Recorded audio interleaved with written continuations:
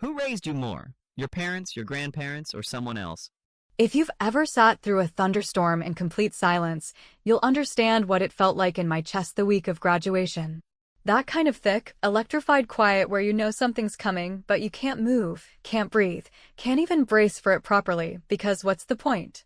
The thunder doesn't care whether you're ready. And neither do people who've already decided you're not worth showing up for. I had never been the favorite, and I'm not saying that for dramatic effect. It was a quiet thing, a pattern so familiar it felt like background music. My sister Sierra getting the front row seats, the applause, the last slice of cake, the posts, the pride, the spa days. And me? I got used to clapping for myself from the sidelines. I didn't throw fits. I didn't cause scenes. I told myself, this is just how it is, and it's fine. But I lied to myself for too long. Graduation week should have been golden. For years of clawing my way through double majors, part-time jobs, late-night studying on cheap gas station coffee, and cheaper microwave noodles. I didn't party, didn't flunk, didn't date disasters or crash cars. I just worked. I got every scholarship they said was out of reach. I volunteered. I tutored. I built a life from nothing, mostly because no one else offered to build it with me. And when I was told I'd be valedictorian, I didn't cry.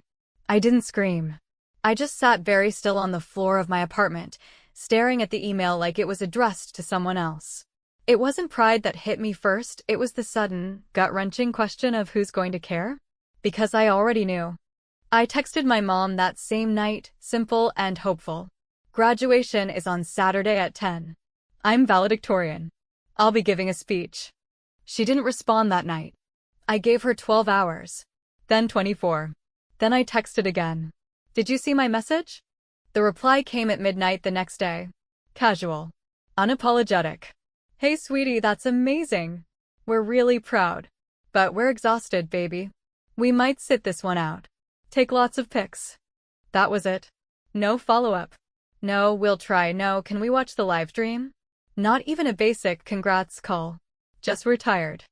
I sat on the edge of my bed, holding my phone, not blinking, not breathing. I wanted to believe it was a joke, a bad one. Maybe they'd surprise me. Maybe they were planning something better. Maybe. And then I opened Facebook. The timestamp said 2 minutes ago. A boomerang.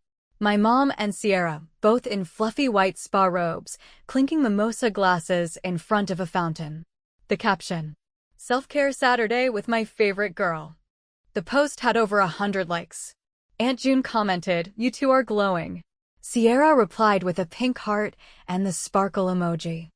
I didn't know what hurt more, that they lied, or that they didn't even think they needed to. My hands were steady as I closed the app.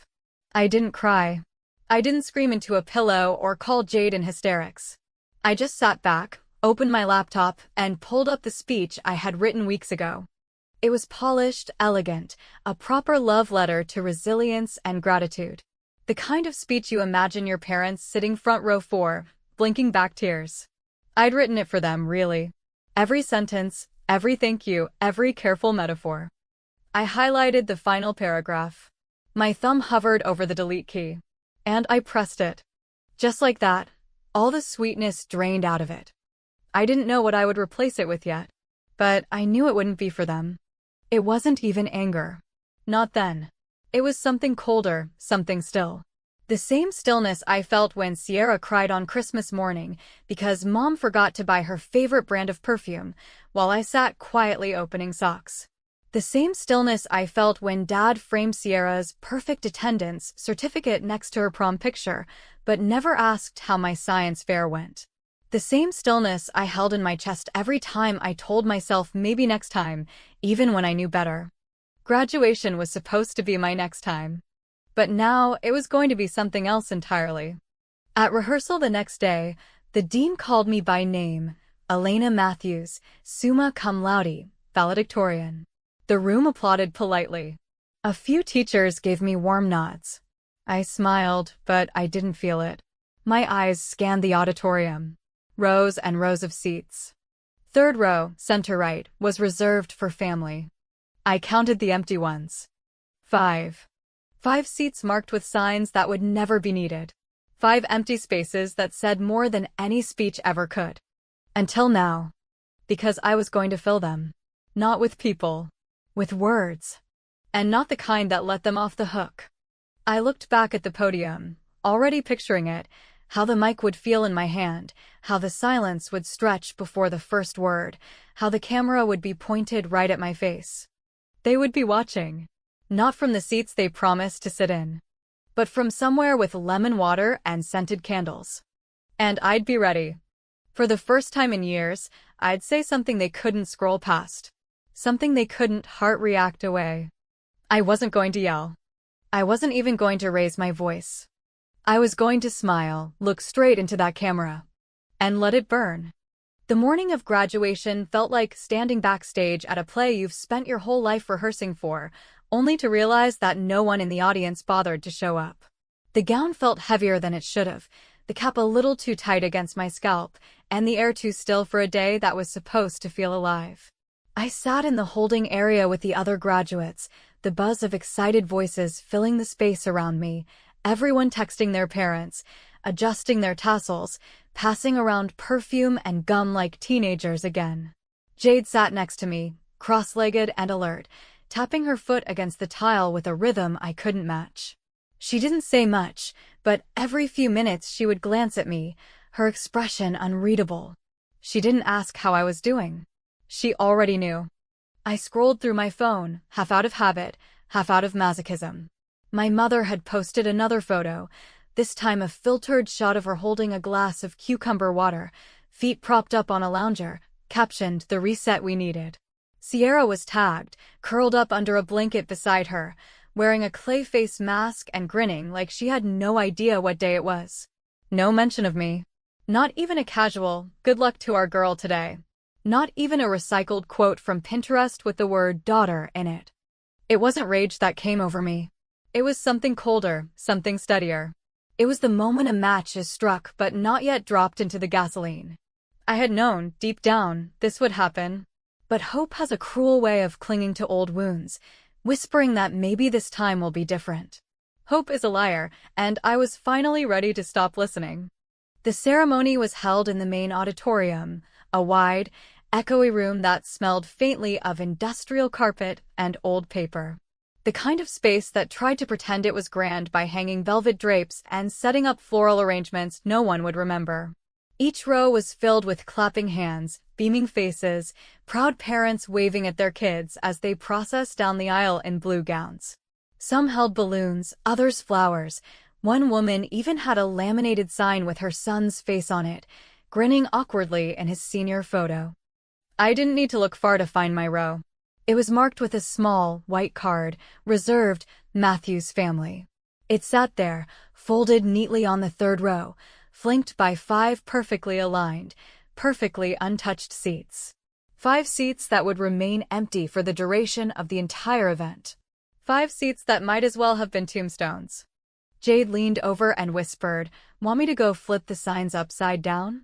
Her tone was light, but her jaw was clenched, and I could feel the fury vibrating just beneath her skin. I shook my head. No point.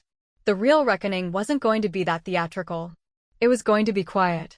Precise. Surgical. As the dean took the stage, the crowd settled into a respectful hush. His voice echoed against the high ceiling, full of congratulatory platitudes and polite jokes about how far we'd come and how much further we'd go. I stared straight ahead, hands folded in my lap, the speech I had rewritten tucked neatly into my robe pocket like a blade. One by one, names were called. Applause rose and fell like tides, and each graduate beamed as they crossed the stage, glancing out into the crowd to spot their cheering sections. I didn't bother looking. I knew exactly who wasn't there. I'd memorized their absence. When my name was finally read, Elena Matthews, summa cum laude, valedictorian, there was applause, yes, but it felt detached, like a reflex. The kind of clapping people do because they're supposed to, not because they care. I climbed the steps to the podium with practiced calm, my fingers grazing the edge of the microphone, adjusting it with care. From this height, I could see the live stream camera mounted on the far wall, the red light blinking steadily. I knew my mother was watching from whatever plush couch she was curled into, probably halfway through her second spa smoothie. I imagined her eyes widening just a bit when she realized I wasn't going to stick to the script. I didn't speak immediately. I let the silence stretch, let it settle in the space like dust. People began to shift in their seats, unsure if something was wrong. That's when I smiled. Not broadly. Not sweetly. Just enough to make the tension visible. I opened with the expected lines, acknowledging the hard work of the class, the sacrifices made, the bittersweet nature of endings. My voice was steady, clear, every word carefully measured. Then, as I reached the midpoint of the speech, I folded the old ending in half and slid it aside. I looked straight into the lens of that camera. To everyone who didn't show up today, I said, my voice low but unwavering, "This one's for you." There was a shift in the room, a collective inhalation, like a sudden drop in temperature. The air felt sharper. I continued speaking, but I no longer read from the page. I let the words come naturally, truthfully. I talked about silence, about how absence is louder than applause. I spoke of the empty chairs we pretend not to notice and the excuses we call love. I didn't name names. I didn't have to. Every syllable carved its own path. By the time I stepped away from the podium, the applause felt different. Heavier. Slower. Like people didn't quite know if they were supposed to clap or sit with what they'd just heard. I descended the steps and caught sight of a familiar figure in the back of the auditorium, partially hidden by a pillar. Sierra. Dressed in something far too expensive for the occasion, standing awkwardly, arms folded. Her face was flushed, lips pursed, eyes wet. She wasn't supposed to be here. But she was. And from the way she turned and fled toward the parking lot, I knew she hadn't expected any of it. Jade appeared beside me and whispered, "Guess the spa day didn't include emotional resilience." I didn't answer. I didn't need to. Because this was only the beginning. The thing about revenge, real, clean, irreversible revenge, is that it never announces itself. It doesn't come with thunder or fire or shouting matches across dinner tables. It arrives silently, like a glass of water tipping just slightly past the edge of a nightstand, and by the time it crashes, everything has already changed. By the time I stepped down from the stage and handed the microphone to the next speaker, the damage was done. And the silence that followed didn't ask for permission to echo. It simply did. As I walked back to my seat, the eyes that trailed me weren't the ones I expected. Professors blinked at me with tight-lipped surprise, their applause stilling. A few students nodded subtly, some smiling, others shifting in their seats like they weren't sure what exactly had just happened. But none of that mattered. Because in that back corner of the auditorium, still visible through the slice of light falling from the high windows, was Sierra, standing frozen just beside the exit sign, a shape of contradiction wrapped in designer fabric, watching me like I had just set fire to the life she thought we shared. She hadn't sat in the family seats, of course. That would have made a statement. That would have required effort. Instead, she had slipped in through a side door and hovered at the margins, probably expecting a polite little speech she could clap for out of obligation before slipping back to her perfect afternoon of eucalyptus facials and filtered selfies. But she hadn't clapped. She hadn't even moved. She just stood there, unmoving, like someone had slapped the air out of her lungs and she was waiting to feel it again. After the final student walked the stage and the caps were flung into the air like some ancient rite of passage, the crowd scattered in 100 directions, laughter and music swelling in the background, photos being taken in quick bursts beneath the banners. I stood with Jade, letting the chaos swirl around us, my cap still firmly pinned to my head, my phone buzzing in my pocket like a wasp trying to sting its way out. Jade glanced down at the screen and gave a low whistle. "You might want to check that." I did. The notification count was climbing, texts, missed calls, voicemails. All from the same three names, Mom, Dad, Sierra. The subject lines alone told me enough. "We need to talk." Uncalled for. "What were you thinking?" One from my mother simply said, "Really?" as if the whole of my pain and restraint and decision to finally speak up could be summed up as an act of childish dramatics. I put the phone away. Jade and I walked to the far side of the parking lot where her beat-up Corolla waited, the bumper still bearing the scar from a minor fender bender that, unlike my family, she had never tried to pretend didn't happen. We climbed in, closed the doors, and sat in that quiet space for a moment, the only sound the ticking of the cooling engine and the distant screech of someone's celebratory playlist 2 rows over. "I thought you were gonna cry," she said eventually, not looking at me, just fiddling with the dial on her cracked dashboard. "I did," I answered, "but 4 years ago. Today was just the echo." She nodded slowly, turned the key, and let the engine hum to life. "You know this won't just go away." "It's not supposed to," I replied. "It's supposed to sit. Like they let me sit. Alone. At every moment that should have mattered." When she dropped me off at my apartment an hour later, there was a figure waiting by the steps. Sierra. Still in her ceremony dress, her makeup no longer flawless, her heels in her hand. She looked smaller than I'd ever seen her, like someone had deflated the perfect image she carried so easily. I got out of the car, nodded to Jade, and walked forward. Sierra turned to face me, her eyes red, her voice thin. "Why would you do that?" she asked. "Why would you humiliate us like that?" I didn't answer immediately. I took my time, watching her. This girl who had once cried because our parents forgot to bring the right frosting for her birthday cupcakes.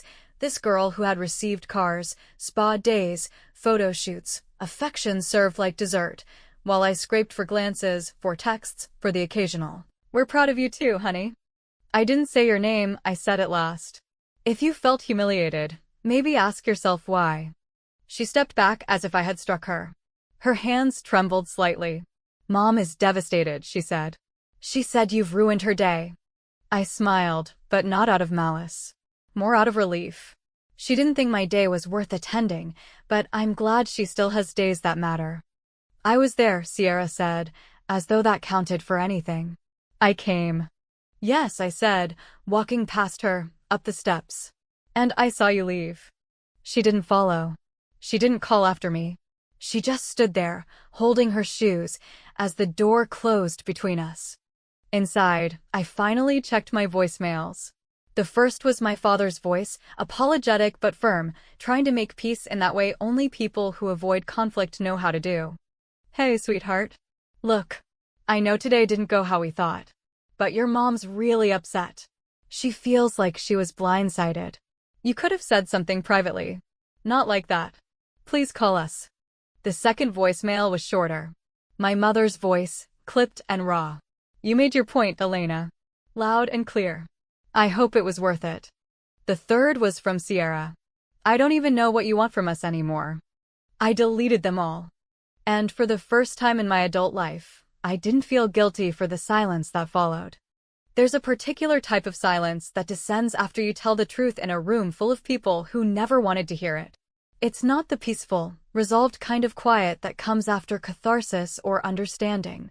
No, it's denser, heavier, more like a fog that clings to everything, making every sound, every thought, every step forward feel strangely distant.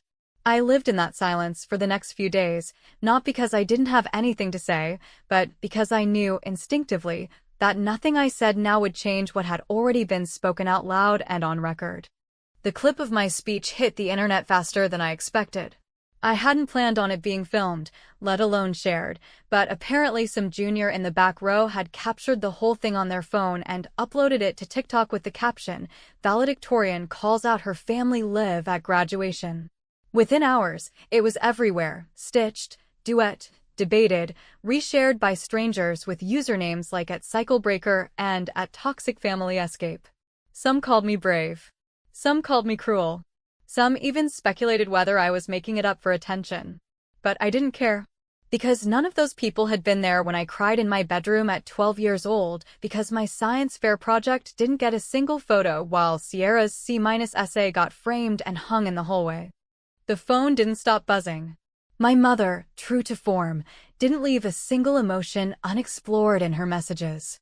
One minute she was furious, accusing me of humiliating the family, of ruining what should have been a joyful milestone. The next, she played the victim, sending crying emojis and long paragraphs about how she had been struggling and needed rest, and how I should have been more understanding. My father was quieter, as he always had been, his texts polite but vague, full of ellipses and half-finished thoughts. "We didn't mean. It just happened that way. You know your mom gets overwhelmed. Let's talk soon, okay?" I didn't respond to any of them. Jade, bless her, handled most of the chaos for me. She turned off my social notifications, took my phone when I couldn't stand to see the screen light up again, and even ran interference when Sierra tried to show up at my apartment unannounced. That particular encounter lasted less than a minute. Jade opened the door, told her I wasn't available, and shut it again with the kind of finality that makes people think twice before ringing a second time. But despite the online noise and the private storm of family messages, the world outside moved on. Graduation faded from the trending page, replaced by celebrity scandals and sports scores. My classmates packed up their dorms and took road trips and posted boomerangs of champagne bottles popping against sunset backdrops. The future was unfolding, and I stood in the doorway, not quite stepping through. Then, 3 days after the ceremony, an email arrived. Subject line, "Family meeting Sunday at 5. No greeting. No context. Just an order signed Mom. I stared at the screen for a long time before closing the laptop. It felt less like an invitation and more like a summons, the kind you'd expect from someone who'd been embarrassed and now demanded the chance to rewrite the narrative. I wasn't surprised. In her mind, this wasn't a reckoning, it was an inconvenience that needed to be tidied up before the next holiday photo. Jade was stretched out on the couch when I told her. She didn't say anything at first, just looked at me for a while with that expression that usually preceded sarcasm or violence, depending on the day. "Are you going?" she finally asked. I shrugged. "I don't know." "You don't owe them anything." "I know. But part of you wants to see what they'll say." She wasn't wrong. There was a sick curiosity blooming in my chest, a need to hear them try to explain it all, to see them flounder and stammer and offer excuses for years of choosing convenience over consistency, appearance over presence. I wanted to look into their eyes and see, even just for a second, that they understood what they had done. And if they didn't? Well, I was starting to make peace with that too. Sunday came with the kind of weather that should have made the day feel soft, blue skies, a breeze that carried the smell of cut grass, birds that had no idea families were falling apart behind white picket fences. I drove to the house in silence, my hands steady on the wheel, my chest strangely calm. The Matthews residence looked exactly as it always had, perfectly trimmed hedges, flower beds that matched the season, a front door wreath proclaiming some generic message about home and love. I rang the bell, half expecting it to be locked, but the door swung open before I could lower my hand. My mother stood there, dressed in casual beige and soft makeup, her expression a mask of control. Behind her, I saw the living room had been staged like a therapy session, cushions fluffed, soft lighting, herbal tea on the table. "Come in," she said, as though I were a guest and not their daughter. I stepped inside and immediately felt the familiar weight of performance. My father sat on the edge of the couch, nervously twisting a coaster in his hands. Sierra was curled in the armchair, arms folded, eyes defiant. I could already tell how this was going to go. "We wanted to talk," my mother began, gesturing toward the empty space on the love seat. I didn't sit. "About what?" I asked, my voice calm. "About what you said." "What you did," she said, her tone tight. "You humiliated us." I raised an eyebrow. "I told the truth." "You made us look like bad parents." I let the silence stretch. Then I said, "You didn't need my help for that." And before they could respond, before the apologies that weren't really apologies, before the justifications, before the cries of hurt and betrayal, I pulled out a folded piece of paper from my bag. It was the original ending of my graduation speech, the one I had deleted. I unfolded it slowly, held it in my hands, and let them see it untouched. "This," I said, "was the version that thanked you. That forgave you. That gave you credit you never earned." I almost read it. I almost let you have that moment. I looked around the room. 3 faces, 3 different shades of denial. My sister looked away. My father blinked. My mother opened her mouth, then closed it. I'm glad I didn't, I said. And with that, I turned and walked out, the screen door clicking softly behind me, leaving them sitting in a room full of carefully arranged pillows and all the silence they had earned. There's a strange kind of quiet that follows a confrontation when no one screams, no one throws anything, and no one storms out in a blaze of dramatic fury. Just a heavy, immovable stillness that wraps around the room like fog, suffocating but invisible, thick with everything that didn't get said. That's the silence I left them in, and for the first time in my life, I didn't feel guilty about it. I didn't feel the familiar pull to double back and make sure everyone was okay, or to soften the blow for people who had never even acknowledged the bruises they left behind. I simply walked out, closed the door, and let the weight of their discomfort hang where it belonged. The drive back to my apartment was uneventful in the way you hope healing might be: calm, clear, a little boring, but steady. There was no music, no racing thoughts, just the rhythm of tires against asphalt and the slow, deliberate return to a space that finally felt like mine. It wasn't large, and it wasn't perfect. There were dishes in the sink and laundry I hadn't folded, but it was mine, and no one there looked through me when I spoke or forgot what day mattered most. When I unlocked the door and stepped inside, the air felt lighter. I kicked off my shoes, sat on the couch, and let the silence settle around me like a friend who didn't need anything from me at all. They didn't call that night. I think they understood, at least for the moment, that I had drawn a line that couldn't be erased with a voicemail or a sad face emoji. Instead, I got a single text from my father the next morning. It read, "We hear you." No punctuation, no follow-up. I didn't answer.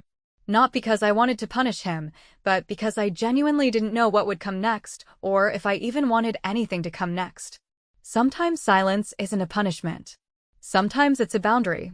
A few days later, Jade and I sat on the back steps of her building, eating melted popsicles and watching the sun drop below the skyline in that unremarkable but comforting way it always does in early summer. The air smelled like cut grass and barbecue smoke drifting in from someone's patio. She didn't bring up the meeting. Neither did I, not at first. We just sat there, letting the day end. Then she asked, casually, "Do you regret it?" I didn't have to think long. "No," I said, my voice even. "Not even a little." "You looked calm when you walked out," she said, nudging her knee against mine. "Like, done." "I think I was," I said.